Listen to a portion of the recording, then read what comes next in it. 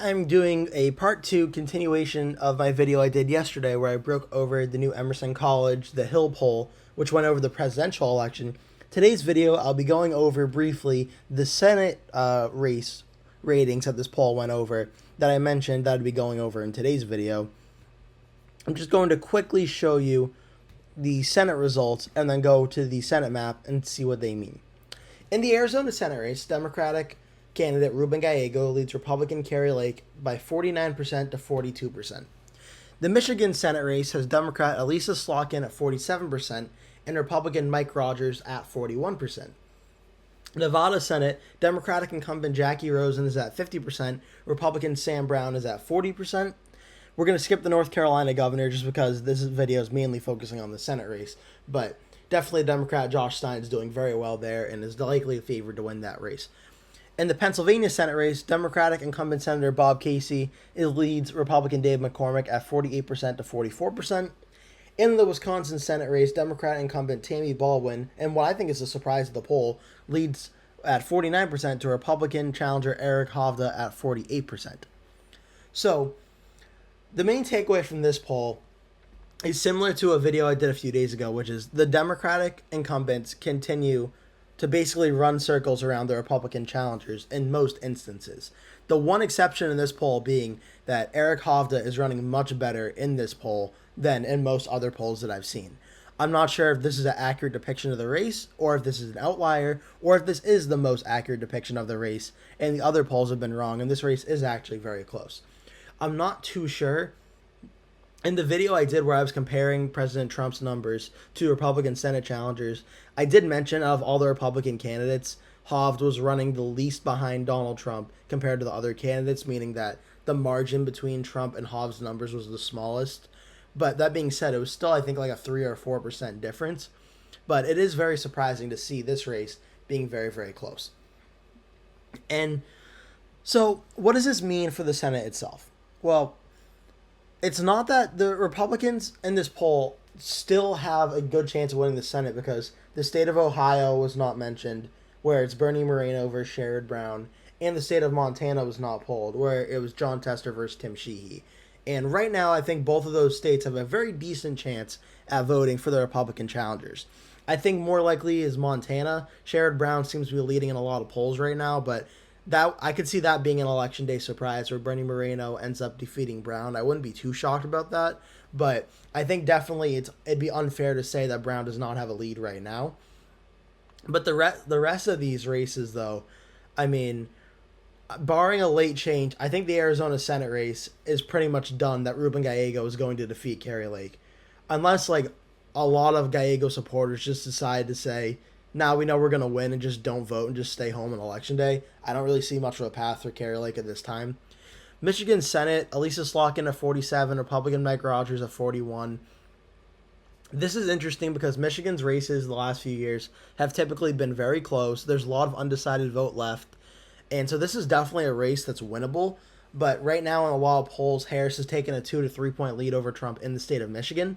So I kind of think it's unlikely to see Trump lose Michigan and Mike Rogers win. I don't think that's very likely. I think right now Slotkin's definitely favored, and that's up 6 points. I think certainly makes the most sense. Nevada Senate, Democrat Jackie Rosen is a 10-point lead over Republican Sam Brown. This is very consistent with what I've seen in a lot of recent polls, where Sam Brown is hovering around that 40% mark, hasn't been able to get much higher than that in the polls, and until he does that, I can't consider this race anything other than a lean to likely Democratic state at this time. Pennsylvania Senate, a 4-point race between Bob Casey and Dave McCormick. This is just outside the margin of error, but this one is interesting. I thought Casey would be honestly like closer to 50, and like I kind of thought this one in like Nevada would be flipped. I thought Nevada would be a closer race, seeing that Nevada, obviously Jackie Rosen, this is her first time running for re-election. Bob Casey's run 2 or 3 times now. So I thought Bob Casey would be running away with this a little bit more. He still has a 4-point lead over Dave McCormick. I still think Bob Casey is favored to win this race, but 4 points, I mean, that does present a little bit of wiggle room for McCormick, but I think Casey is still favored here. The best takeaway for Republicans in this poll is undoubtedly the state of Wisconsin, where, look, Tammy Baldwin, she's running for her 3rd term now. in the state of Wisconsin, that's very close. On the same poll, Donald Trump led Harris by 1 point in the state of Wisconsin, and Tammy Baldwin leaves Hovda by 1 point here. And it's very, very interesting that this race is so close. I didn't think this race was going to be super close, to be honest. And it's very interesting the fact that we saw in 2016 where Ron Johnson was projected to lose Wisconsin, as was Donald Trump, and both of them made surprise wins on election night where they won Wisconsin, both of them. And I wouldn't really be too shocked to actually see Eric Hovda win here. Thinking about it, because we just saw Ron Johnson reelected in a very close margin last year. And if there's enough of a turnout enthusiasm gap where I'm not saying this will happen, I'm saying if this happens, if Donald Trump outperforms the polls once again like he did in 2016 and in 2020, and he's able to win the state of Wisconsin, I don't think it's very unrealistic to say that those same voters going to vote for Trump may also vote for Eric Hovda for the Senate race, which may be enough to make this a very close race, as we're seeing here, and make an upset possible. But that being said, that's further down the line. So let's go to the Senate map really quick and just show you what things look like at this time.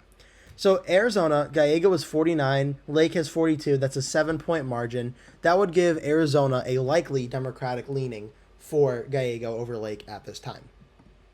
Michigan, Slotkin is 47, Rogers is 41. That's a 6-point margin. That would give Michigan a likely tilt for the Democrats at this time, for the Democratic candidate. Next, we go to the state of Nevada, where Jackie Rosen has 10 points. Republican Sam Brown has 40. Again, likely margin 5 to 15. Nevada would be considered likely Democrat at this time, according to this poll. 50 senators for the Republicans, 46 for the Democrats. You need 51 to have a majority in the Senate, unless if it's 50-50, then the vice president who wins the election will break the tie in that instance. That will, of course, be either J.D. Vance or Tim Walz. The state of Pennsylvania, Bob Casey is 48 to 44. And again, one of the surprises of the poll, Pennsylvania, Casey is leading, but only by a lean margin under 5 percentage points. I'm a little bit surprised that of all these races, this is the closest one, but still nonetheless interesting, but Casey still leads here. And then Wisconsin, Tammy Baldwin, a 1-point lead over Eric Hovda, 49-48. Outside of Montana and Ohio, this is looking like one of the main bellwethers of the Senate map, which is very surprising. This would be a tilt margin for Tammy Baldwin at this time, according to this poll. This gets the Republicans at 50, Democrats at 48, and I think we can pretty much expect now that no matter which party controls the Senate, it's not going to be like a massive number majority. It's going to be like 2 or 3 Senate seats at absolute max. And right now, it's 50 to 48. I would say that Tim Sheehy is favored in Montana, probably in a lean margin, maybe likely margin. I just think the national environment's a little too tough for Tester this time, and I think Sheehy's very much likely to win this election. But again, this is not in the poll, so this is my own interpretation, but that would get Republicans to 48. I wouldn't be shocked if Moreno won, but I think right now it'd be unfair to not say Sherrod Brown is a narrow lead in Ohio. I think the Senate map is looking like 51-49 at this time, but I wouldn't be shocked either if Tester found a way to win Montana, making the Senate 50-50 and the VP broke the tie. But again, those are two hypothetical scenarios. But the poll shows right now that, I mean, look, Nevada, Arizona, and Michigan are not quote-unquote out of reach, just by given how competitive they are at the presidential level, that if Trump were to perform very well and outperform expectations, that the Republicans down ballot would probably do better as well. It's just very, very interesting that we're getting to the point where it's no longer like 1 or 2 polls where the Democrat is leading by over 5 percentage points in Nevada, in Arizona, in Michigan. It's now becoming a trend where that's happening every single poll. And when it comes to polling, like, I know there's a lot of talk, like, can you really trust polls? I'm kind of a believer where when there's smoke, there's fire, and a lot of times where when the polls are very, very similar in a situation, I think it's at very least worth looking into. And the fact that there hasn't been a race in Nevada, Arizona, or Michigan in a long time that shows the Republican really within striking distance of winning, like in the ways that Hovda is in Wisconsin, where it's a 1-point race, or even McCormick down by 4 in Pennsylvania. We haven't seen that in a decent amount of time either.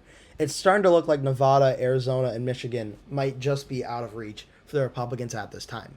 Again, we have a few months to go until Election Day. Things can certainly change and the polls can get tighter. But right now, if the election were held today, I can't in good conscience say that Nevada, Arizona, or Michigan could even be considered lean Democratic right now, because it's just not looking like that's the reality. and the Senate majority will come down to the states of Montana, Ohio, and surprisingly of all, the state of Wisconsin, which at the presidential level does not shock me at all. At the Senate level, it does shock me a little bit. So that'll do it for today's video. Thank you so much for watching. Please feel free to like the video and leave a comment below telling what you thought of it. And make sure to share with all your friends and family. And stay tuned because I'll be posting a video every single day from now until Election Day. So please stay tuned for those. Thank you so much for watching. Hope to see you in a future video.